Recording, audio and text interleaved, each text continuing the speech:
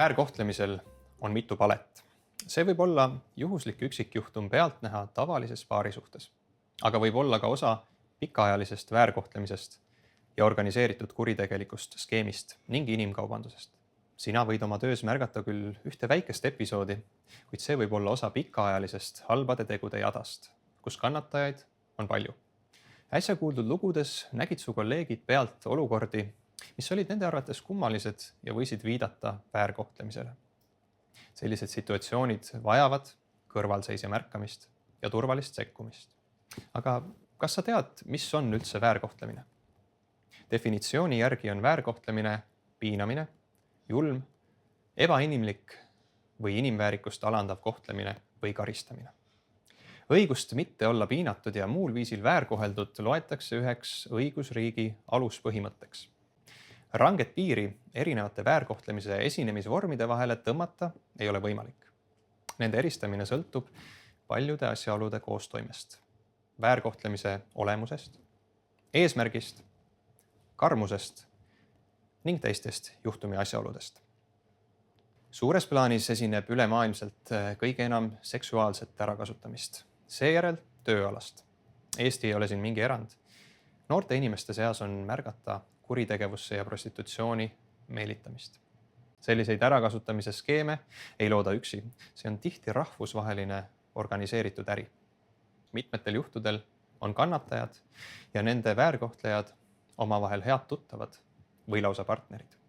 Väärkohtlemine ja vägivald on inimkaubanduses keskne, kuid aina enam ei ole vägivald väärkohtlemises silmaga nähtav. Vägivalla viise on erinevaid. Füüsilise vägivalla korral teeb üks inimene teisele füüsiliselt haiget, näiteks lööb teda, põletab või kägistab. Füüsilist vägivalda on kõige lihtsam ära tunda. Psühholoogilist vägivalda iseloomustab hirm vägivallatseja ees. Siia kuulub emotsionaalne väärkohtlemine, millega kaasneb teise inimese väärikuse õõnestamine. Sageli isoleerib väärkohtleja inimese sõpradest, perekonnast, koolist ja töötamisest. Seksuaalse vägivalla korral sunnib inimene teisele vastu tahtmist peale seksuaalseid tegevusi. Majandusliku vägivalla korral muudab üks inimene teise endast rahaliselt sõltuvaks, näiteks kontrollib tema pangakontot või keelab tal käia tööl või koolis. Tegu, millega inimene ekspluateerivasse olukorda asetatakse või teda seal hoitakse, on sundimistegu. Karistusseadustik loetleb 7 võimalikku sundimistegu. Vabaduse võtmine, vägivald, pettus, kahju tekitamisega ähvardamine, teise isiku sõltuvuse, abitu seisundi või haavatava seisundi ärakasutamine.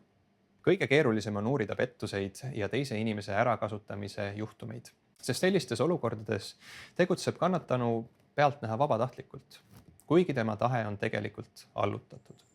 Kuidas see kõik ikkagi juhtub? Kuidas inimesed ikka ja jälle pahatahtlike väärkohtlejate ja inimkaubitsejate küüsi langevad? Mida väärkohtlemise ja inimkaubanduse toimepanijad selleks teevad? Tavaliselt õõnestavad nad järjepidevalt inimese enesekindlust ja sõltumatust ning püüavad ta sõpradest või perekonnast isoleerida. Nad meelitavad inimest tegema endale kasulikke asju, mis alguses tunduvad vastuvõetavad.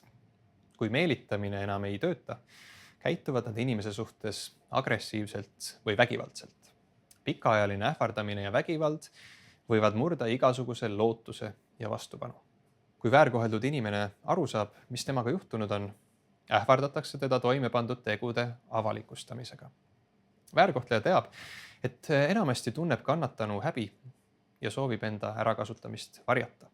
Kõik see, mida väärkohtlemise ja inimkaubanduse toimepanija teeb, on hirmu ja lootusetuse tekitamine. Sul võis tekkida küsimus, kui inimene ise abi ei küsi, miks peaksid sina teda aitama? Sageli on väärkohtleja loonud olukorra, kus abivajaja lihtsalt ei suuda või ei oska abi küsida. Mõnikord ei pruugi inimene isegi aru saada, et teda on tegelikult sunnitud midagi tegema, sest teda on väga oskuslikult eksitatud, petetud, meelitatud. Ja kui ta saabki oma täbarast olukorrast aru, võib ta uskuda, et on ise kõiges süüdi ja seetõttu ka häbi tunda. Miks ma ometi ei kontrollinud infot? Miks ma usaldasin? Miks ma ei lahkunud? Sellises olukorras on lihtne uskuda, et nagunii keegi teda ei aita ja keegi tema lugu ei usu.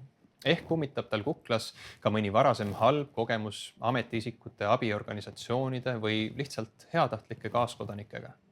Ja ta lihtsalt ei usaldagi enam kedagi.